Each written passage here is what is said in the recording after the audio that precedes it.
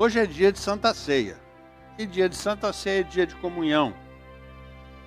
Dia de Santa Ceia é um momento que nós temos de ter a igreja, talvez com uma quantidade maior, mas principalmente a membresia tem compreendido a importância de estar presente no culto da Santa Ceia.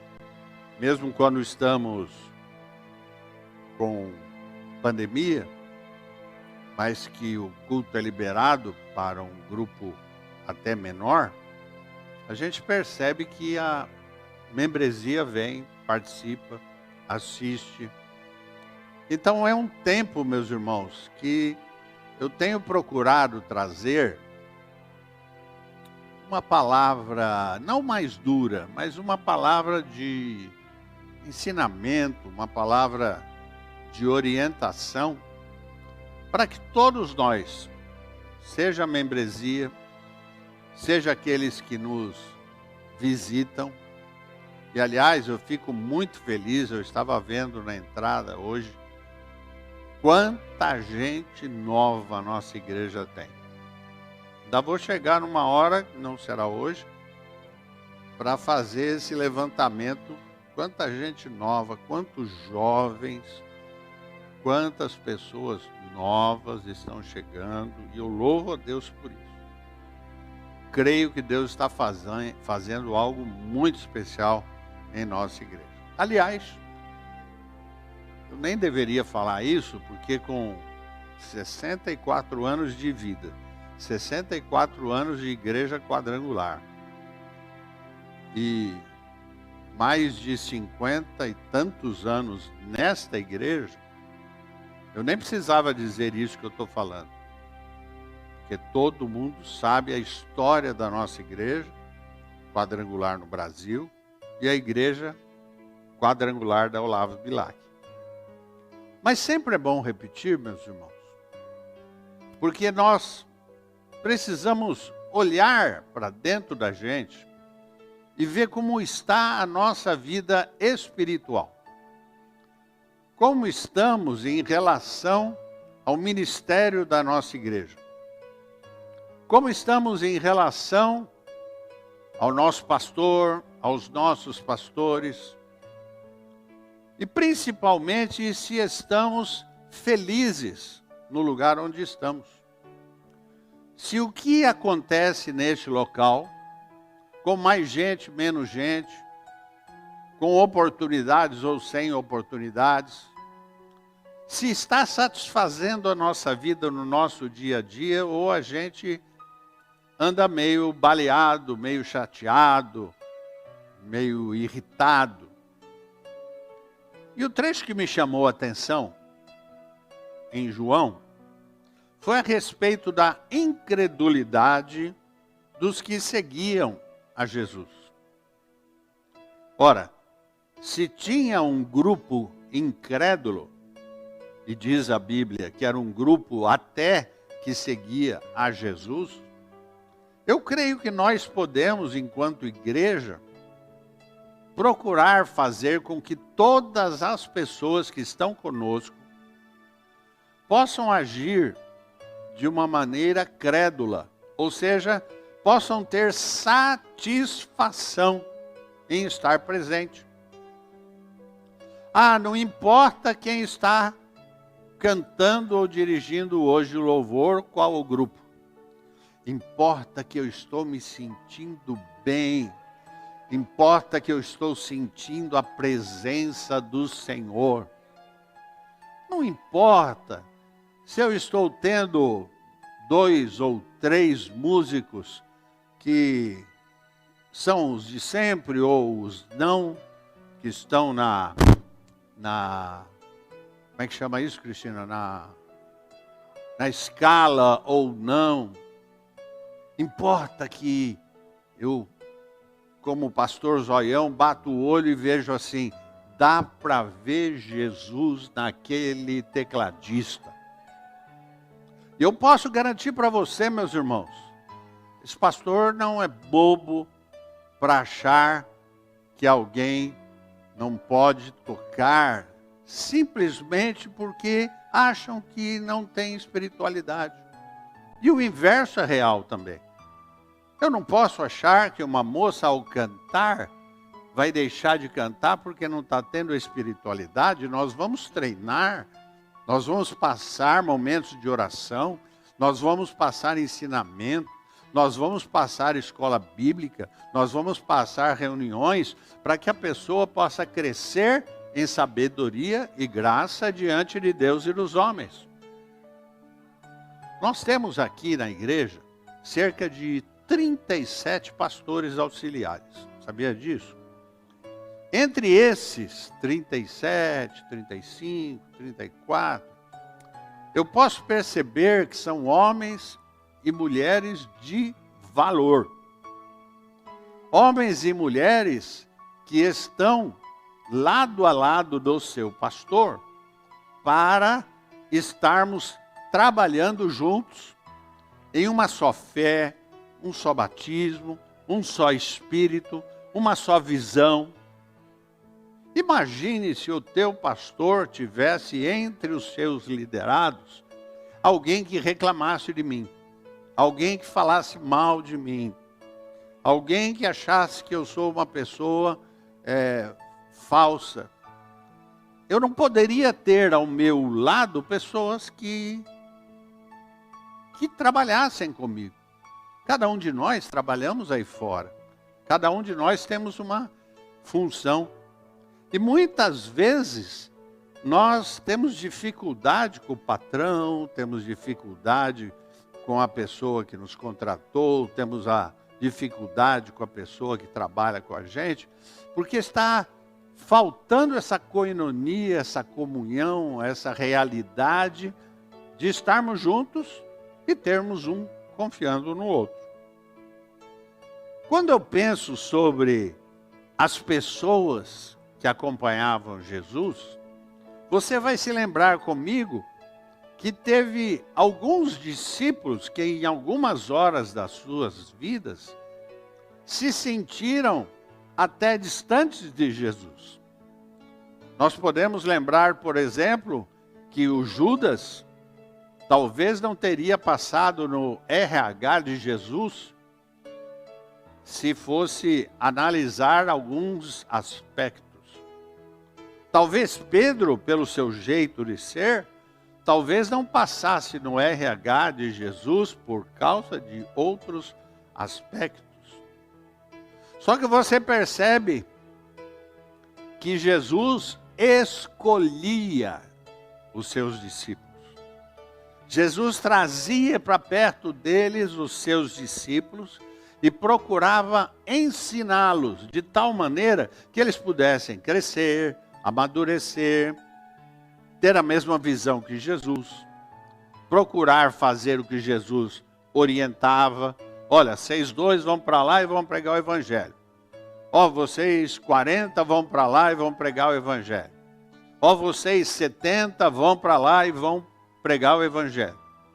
Se a gente chega, por exemplo, nos dias de hoje, a gente tem que ter a mesma direção do nosso mestre Jesus.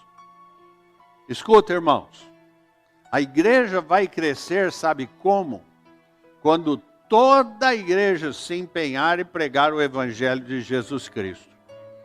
Quando todos nós olharmos e falarmos, puxa, a igreja podia estar diferente. Ok, comece em você. Vamos começar em nós. Vamos começar a fazer coisas boas. Nós tivemos e estamos tendo algumas reuniões com esses meus pastores auxiliares, onde a gente está tendo toda quarta-feira um tempo de comunhão, um tempo de oração, um tempo de ministração espiritual minha com eles. Eu tenho procurado trazê-los para perto de mim. Dou orientações, façam isso. Você vai começar a orar por alguém que num sorteio nosso, você vai orar por aquele outro pastor. E cada coisa que a gente está desenvolvendo, Existe uma palavra que eu gostaria de trazer, vou trazer na próxima quarta para eles, que se chama criatividade. Cada pastor, cada auxiliar de pastor, e cada um de vocês precisa ter criatividade. Eu já passei num vídeo recentemente, e vou passar novamente durante essa próxima semana, no qual, no nosso portal, a gente mostra o seguinte: tem uma criatividade para falar com as pessoas. Nós temos a criatividade de levar o kit Santa Ceia para as pessoas que não estão podendo vir. Muitos pedem até para pegar, os nossos diáconos pegarem o seu dízimo e trazer aqui, porque não estão podendo vir. Nós temos a criatividade de orar através das lives, através daquele momento que você consegue enxergar a pessoa te enxergar, e você ora por eles. Tem também o WhatsApp, mas eu acho que o WhatsApp é mais frio, né? Você não consegue ver a pessoa. Mas através do vídeo você consegue, em nome de Jesus, eu estou abençoando tua vida, meu irmão. E do outro lado a gente escuta, glória a Deus, eu recebo. É algo que também você recebe. Quem poderia imaginar, 2, 3 anos atrás, um tipo de criatividade assim? Nós vemos, por exemplo, nesse vídeo de criatividade, que eu vou passar, não hoje, outro dia, em que as pessoas vão para as esquinas, jovens, casais, abrem uma faixa e está escrito lá, Jesus ama você. Ah, pastor, mas essa pessoa nunca vai vir na igreja. Eu não estou dizendo que devemos ter apenas pessoas a serem tocadas por Jesus para estarem aqui e encherem estes bancos. Lógico que eu vou querer isso, vai ser bom isso. Mas uma faixa aberta assim, o Espírito Santo vai falar para aquela pessoa, vai tocar naquela pessoa, e essa pessoa vai procurar Jesus Cristo em algum lugar, e Deus irá abençoá-los. Uma pessoa pode vir para cá, transferida de Belém do Pará. Uma outra pessoa pode chegar para mim e dizer, pastor, eu amo a nossa igreja, mas eu mudei para um lugar tão longe, você pode me abençoar? Abençoei hoje de manhã, irmã. A Edna está aí ou foi embora? Está aí, né? Chorando, ela falou, não queria sair daqui, mas não tem jeito. Vai, minha querida. Aí falou, pastor, outra coisa, o pastor de lá conhece você. Eu falei, também quem não me conhece? Vai, eu te abençoo. Aí chorou pra caramba. Pois precisa mandar enxugar a minha sala lá, viu? Irmãos, quando a gente imagina, por exemplo, o que eu posso fazer? Por que o pastor não cria tal coisa? Por que o pastor não cria? Por que você não chega para o teu pastor e fala, posso fazer tal coisa? Pode ter certeza que o teu pastor vai te autorizar. Uma das coisas que está na criatividade lá, que eu vou passar, pegar 2, 3 pessoas, ir para uma janela de uma casa, tocar um cântico, sem entrar, uma famosa serenata. Não fazíamos isso quando éramos mais jovens, para as nossas irmãs em Cristo. Vocês pensaram que eu ia falar outra coisa, né? Nossas irmãs em Cristo, não fazíamos isso em acampamento. Por que não fazer agora? Estou aqui cantando um louvor ao Senhor, Deus te abençoe. Quer entrar? Não, fique tranquilo. Nós viemos para louvar ao Senhor. A pessoa vai ficar feliz. Fora isso, tem uma série de coisas, meu irmão. A nossa circunstância nos dias de hoje é nos levar a reclamar sobre qualquer coisa. Eu me lembro uma vez em que eu dei aula de estatística no nível superior. É só você olhar para mim e você ver os motivos pelos quais eu sou meio louco. Estudar a faculdade de estatística e dar aula em faculdade de estatística, só louco. E eu me lembro que eu chegava, estudava direitinho, chegava na aula de estatística, tinha lá 20, 30 alunos,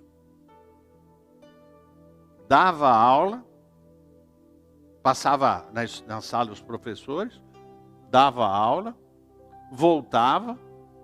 No dia tal, o saláriozinho meu estava lá.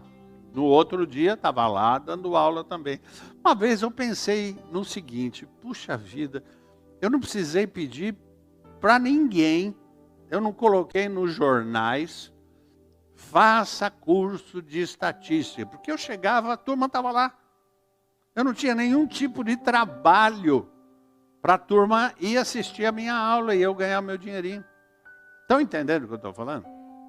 Igreja é diferente, meus irmãos. Igreja depende do meu trabalho e do teu trabalho. Igreja depende de você ligar, de você se preocupar, de você gastar tempo. Não esperar a coisa cair do céu para você. Não. Igreja é: Deus, dá-me almas ou tira a minha. Deus, dá-me almas. É muito melhor almas do que estar num púlpito. Eu quero pregar, eu quero falar do amor de Deus. Meus queridos, quando eu e você entendermos então isto, povo da igreja quadrangular da Olavo, você vai dizer assim: puxa, eu preciso tomar algumas posições na minha vida. Somos contadores, somos professores, somos engenheiros, somos médicos, amém, pelo que Deus nos deu para suprir. Mas em primeiro lugar, somos servos do Deus Altíssimo. Primeiro lugar. Eu posso não saber falar, eu posso não ter cultura, eu posso não ter um curso teológico, mas eu sei em quem tenho crido. Eu sei que eu posso chegar e dizer assim: escuta, você está bem? Está enfrentando essa pandemia? Está difícil. Aí eu conheço alguém que está, um médico que está curando tudo isso lá. Hoje mesmo a gente ouviu o testemunho de uma que foi curada. Você está bem? Estou. Estou meio ansioso, estou meio perturbado.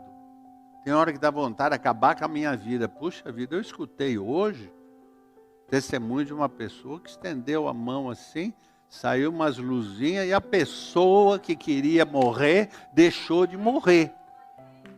Aonde é isso? É na minha comunidade, é na minha igreja. Às vezes a gente pensa assim: como é difícil a gente orar por pessoas que não conhecem Jesus, se a gente está no nosso ramo. Ore nesse jejum da vitória por pelo menos 3 pessoas que não têm Jesus, para que aceitem Jesus e sejam batizados nas águas. Aí muitos de nós pensam assim: eu não conheço ninguém, eu só conheço crente. Que tal pregar o evangelho? Que tal sair por este mundo? Que tal dar um tempo para Deus tocar na tua vida, para você entender: eu sou um missionário, eu sou um evangelista. Essa semana, na segunda-feira, Juscelino, eu estive aconselhando aqui na igreja um casal. às 6 horas da tarde, né? E ali eu pude conhecer um casal que estava precisando receber um aconselhamento. Um horário que possivelmente esse pastor poderia estar fazendo alguma outra coisa, eu e eles dedicamos para orarmos juntos, conversarmos. Eu não tinha visto vocês. Vocês tinham me visto por causa do culto. E ele falou uma frase, posso dizer? Você não sabe o que eu vou falar? Ele falou uma frase que chamou a minha atenção. Quando ele ficou sabendo que quem ia atender ele era eu, o titular, ele ficou tremendamente feliz. O quê? O meu pastor? Foi isso, não foi? Agora, meu querido, como ele, tá cheio de gente que está precisando de você. Sim, é de você. Eu podia não imaginar que ele imaginava que era eu que ele queria conversar. Mas Deus providenciou. Mas meus 35, 37 obreiros, Deus colocou você numa convenção, no Instituto Teológico primeiro, depois de uma convenção estadual ou nacional, para receber a bênção dos nossos líderes, para você se tornar não um esquentador de cadeira, e nem ser apenas e tão somente um ministro aspirante. Quando que vai ser a promoção de obreiro para aspirante? Não importa, meu irmão. Importa que você vai ter chance de pregar o evangelho a toda criatura. E aí diz a palavra neste versículo: acontece que nem mesmo os irmãos de Jesus criam nele. Eu não sei de vocês, mas isso me dá um impacto quando eu leio. Nem os irmãos andavam com Jesus, estavam com Jesus. Não estou falando dos discípulos, estou falando dos irmãos. Mas estavam lá na casa. Já tinham visto alguns milagres acontecer através de Jesus. Mas não tinha muita importância. Não estou falando dos discípulos, estou falando dos irmãos. Nem os irmãos criam nele.